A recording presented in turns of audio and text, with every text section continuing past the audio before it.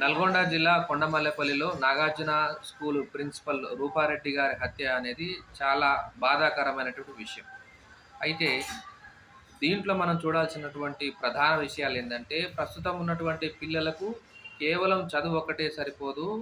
వాళ్లకు సంస్కారము, ఒక వ్యక్తితో ఎలా మెలగాలి అనేది చాలా అవసరం అనేది ఈ యొక్క సంఘటన మనకు మరీ మరీ గుర్తు చేస్తుంది. ఈ బిజీ లైఫ్‌లో పేరెంట్స్ అనేటోళ్ళు ఎట్లా ఉంటుర్రంటే, పిల్లలు అనేటోళ్ళని స్కూలుకి పంపుతాం.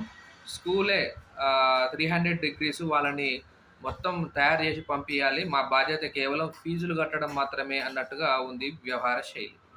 అయితే ఈ ఒక్కరోజు, ఈ 2, 3 రోజులు రూపారెడ్డి మేడం చనిపోయినటువంటి సంఘటన ఉద్దేశించి వ్యాసాలు రాయడం కారణంగా, లేకపోతే సంతాప దినాలు ప్రకటించడం కారణంగా అయితే ఇది ఆగేటువంటి పరిస్థితి కాదు.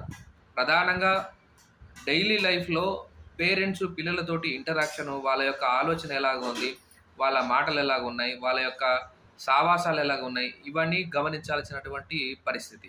అయితే దీనికి పిల్లలు చిన్న వయసులో అంటే స్కూల్ ఏజ్‌లో పిల్లలను తల్లిదండ్రులు దూరంగా పెడుతూ హాస్టల్‌లో పెట్టడం కూడా మరొక కారణం అని కూడా చెప్పొచ్చు. వానికి అమ్మాయిలతోటి ఎట్లా ఉండాలో తెలవదు. పెద్దవాళ్ళు మహిళలతోటి ఎలా ఉండాలో తెలవదు.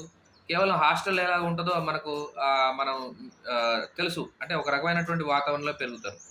అయితే మనం ఏమనుకుంటున్నామంటే, మన పిల్లలు మంచిగా చదువుకోవాలి, బాగా చదువుకొని మంచి ఉద్యోగాలు చేయాలి, ఆ తర్వాత డబ్బులు సంపాదించాలి, ఆ తర్వాత పెళ్లి చేసుకోవాలి, పిల్లలు కనాలి. ఇదే ఒక రకమైనటువంటి మిషనరీ లైఫ్‌ని మనం కోరుకుంటున్నాం.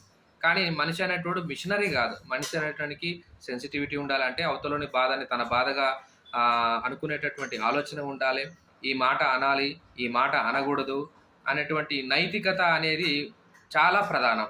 అయితే ప్రతి ఒక్క లెవెల్‌లో అంటే పాఠశాల స్థాయి నుంచి కళాశాల, ఆ తర్వాత యూనివర్సిటీ స్థాయిలో ఇయాల నైతిక విలువలు కోల్పోయినటువంటి పరిస్థితి. ఐఏఎస్‌లు, ఐపీఎస్‌లు కూడా అనైతికంగా అదే చేస్తున్నటువంటి సందర్భం. కాబట్టి నైతిక విలువలపైన ప్రధానంగా మనం దృష్టి సారించాల్సినటువంటి సందర్భం ఆసన్నమైనది. ఈ సందర్భం గనక మనకు దాటినట్టయితే ఇంకా ముందు ముందు ఇటువంటి ఘోరాలు చాలా చూడాల్సి వస్తుంది. కాబట్టి పిల్లలనేటోళ్ళు కేవలం స్కూలుకు పంపిస్తున్నాం అనేటువంటి అది బాధ్యత అయిపోయింది అనుకోకుండా పేరెంట్సు వారి నైతిక విలువలను పెంపొందించడంలో ముఖ్య పాత్ర పోషిస్తారనే విషయాన్ని మర్చిపోకూడదు.